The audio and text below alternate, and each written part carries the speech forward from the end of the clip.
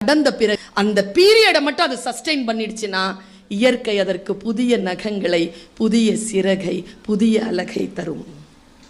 அதை பெற்றுக்கொண்ட அந்த கழுகு மீண்டும் 60-70 ஆண்டுகள் வாழும். நீ ஏதோ ஒரு விஷயத்துல பலவீனம் அடைஞ்சிருக்கிறியா, காத்திரு. அந்த பலவீனங்களை அடிச்சு உடைச்சு உட்கார்ந்து காத்திரு. இந்த வயசுல வீணாயிடுச்சுன்னு வச்சுக்க வாழ்க்கை, அந்த வயசுல ரொம்ப கஷ்டப்படுவ.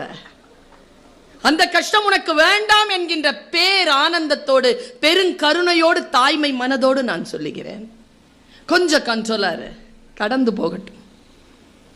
மன மகிழ்ச்சியாரு, சிரிச்சிட்டு.